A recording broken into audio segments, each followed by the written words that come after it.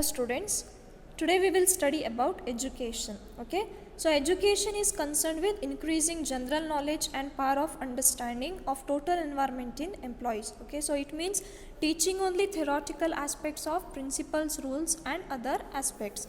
So whatever you are studying, okay, so whatever you have studied up to now, that is what education. Okay, so it might be your schooling education, then your high school, then your PUC, and now currently you are studying your BCom. Okay, so that it was what education. So what happens in education is they are going to increase your skills. Okay, increase your skills. They are going to teach you the theoretical aspects. Okay, various principles, rules and other aspects are taught in education. Okay, so in the organization also employees will be given a knowledge about some aspects. Okay, some policies, principles and all. That is education. Then development. It refers to philosophical and theoretical educational concepts. It includes training and education. So development, it is a broader concept. Okay, so here what happens, it includes both your training. Okay, training means what? Changing the behavior of the employees and adding the skills to them. Okay, that is your education. So both are included in your development. So development, it is overall activity, it is the overall process. Okay, so here the overall development of the employee happens under your development. Okay, so now we'll see the difference between training and education. Okay, so training, it is a narrow concept. Okay, so why it is a narrow concept? Because here in your training, okay, you are going to train the employees in a specific area only. Okay, say you are going to train them how to use the modern technology, or maybe some software, or maybe you are going to teach them some languages and all, okay, which is required for that particular job. Okay, whereas education, it is a broader concept. Okay, then here training is for short duration. Okay, so in the organization and all, throughout the year they won't give you training. Okay, it is for a short period. Okay, for a specific period of time, whereas education, it is long duration. See, education is not going to end. Okay, until you die you can learn, learn and learn. Okay, so here education, it is for a longer period of time. Okay, then here in training, application and practical use of knowledge is taught. See, in training, suppose after BCom, if you are going to companies and all, okay, so they will teach you, they will train you how to use your theoretical knowledge. Okay, maybe you know the accounts and all, so how you are going to solve that particular things in the company, how you are going to apply in the companies, that is taught in your training. Okay, whereas education, it is purely theoretical knowledge. So whatever you are pursuing in your BCom, it is totally theoretical. It might be marketing. Okay, so marketing you are studying in the college, but its application, okay, so price skimming policies, price policies, then it may be your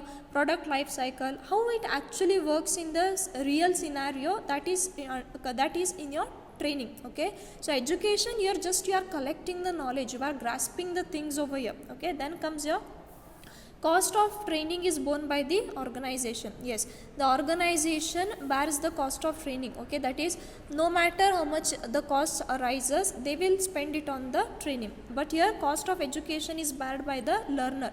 See, whatever you are studying, okay, see till today whatever education you have pursued, it is because of your parents' money. Okay, that is, the learner is going to spend on education. Your BCom fees and all, who is going to pay? It's your parents. Okay, so it is borne by the learner as well as society. So what is the society over here? It might be in the form of scholarship and all. Okay, so the society is going to sponsor, the society is going to give the scholarship on which the person is going to educate himself or herself. Okay, then the purpose of training, it aims at increasing knowledge, skills and abilities of employees in doing a particular job. Okay, so here in training what happens, you are going to increase your skill, okay, your ability. Okay, so you are, suppose if you are slow in some work, then they will try to increase your speed. Okay, so your abilities are increased over here. Then in education, its purpose is to develop the individual. Okay, so education, what happens, the development takes place. Okay, so yeah, education, again, it is a broader concept as I have told you. So here the overall development of the employee or the person is possible with your education. Okay, then comes difference between training and development. Okay, so training is provided for non-managerial personnel. Okay, but your development, it is provided for your managerial personnel. So training, again, it is a short-term process. Development, it is a long-term process. Okay, then here training technical and operational skill is taught. Okay, see how to use the machines and all. Okay, how to use the applications, how to use the software. Okay, how to prepare the reports. Okay, everything is taught under your training. Okay, whereas in your development, theoretical ideas and concepts are discussed. Okay, then here training is provided for a specific job. Say suppose if it is for a job of accountant, whatever skills are required for accountant, that will be taught. Okay, now suppose if it is a typing job, training will be given related to training only. Okay, suppose if it is a training for lectures, only for that particular area they are going to train. Okay, whereas your development, it is provided to obtain general knowledge about the work. Okay, so in development they are going to teach you, okay, in depth. Okay, they are going to give you the knowledge. Then aims at achieving gain for the organization.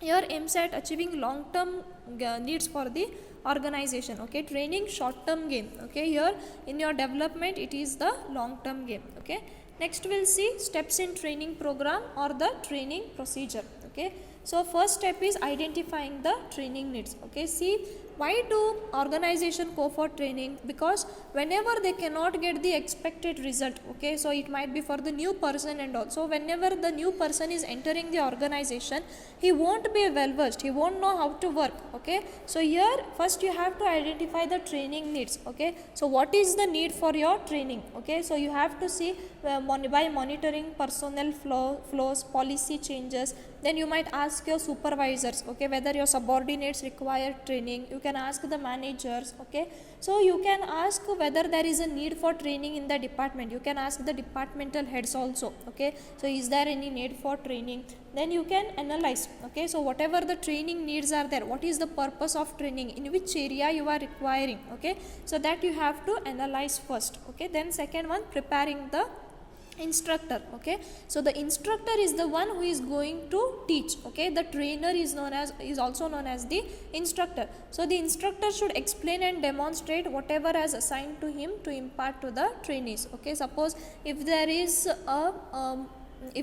a need to teach how to work with the modern technology, say machines, okay, in the production department, so the instructor should know how to teach them. Okay, he should not confuse the trainees. He should know exactly how to teach them, okay, how to use that particular machinery. So he has to prepare himself first, then preparing the trainee. Okay, generally the trainees are nervous when approaching the unfamiliar task. See, it's common. Suppose if you are given some new task and all, at the beginning you will be very nervous to perform that task. Okay, in that case the trainer should encourage and motivate the trainees by explaining new things. Okay, so the trainer has to encourage and motivate them. Okay, then getting ready to teach. Okay, so here this step involves the class or teaching and planning the program. Okay, so how to teach. Okay, then presenting methods, it includes your techniques of training. So here the trainer can use various techniques such as explanation, demonstration, showing the pictures, charts, diagrams and all. Okay, so that is what presenting methods. And lastly, evaluation or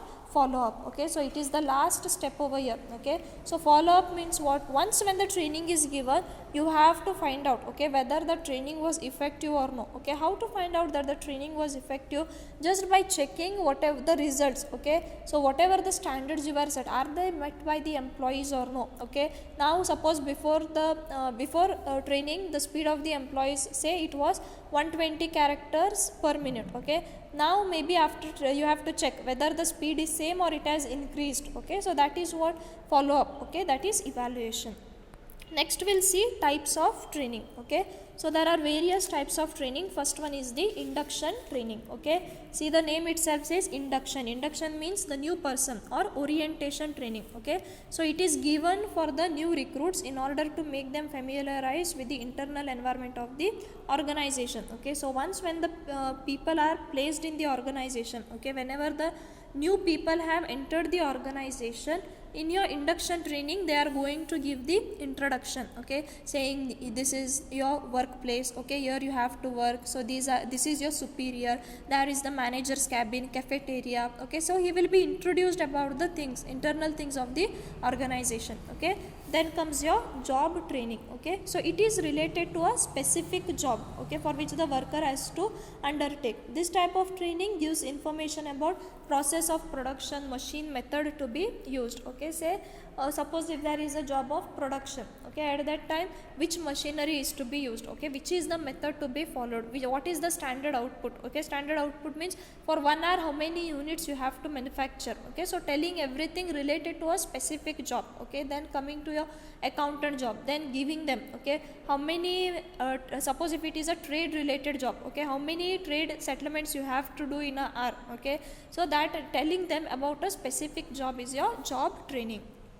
Then comes your apprenticeship training. Apprentice is a worker who spends a prescribed period of time under a supervisor. Okay, so under apprenticeship there will be a supervisor and a subordinate. Okay, so the supervisor will guide the subordinate, will guide the employees, he will teach them how to use it. Okay, how to work. Okay, that will be taught by the apprenticer or the supervisor. Then refresher training, it is a training for old employees of the organization. Okay, so here the main objective of your refresher training is to acquire the latest knowledge for adjusting with the existing work. Say suppose now new version of the software has come, okay, but the old employees don't know how to use that. Okay, so they will be taught how to use that particular software. That is what refresher training. Okay, so the word is given, refresh. Okay, means what, you are developing the old employees or you are teaching the old employees how to work. Okay, so it might be, suppose if new syllabus is taught, now suppose in your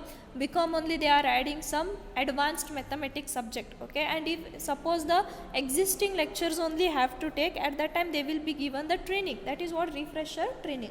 Then training for promotion, the name itself says here training is given in order to give promotion to the employees. Okay, so here employees are educated and they are made fit to work for higher jobs. Okay, so whatever the higher level job, that is for promotion, whatever the requirements are there, as per that training will be given. Okay, so that's it for the day. If you have any doubts you can ask me. Okay, thank you, have a nice day.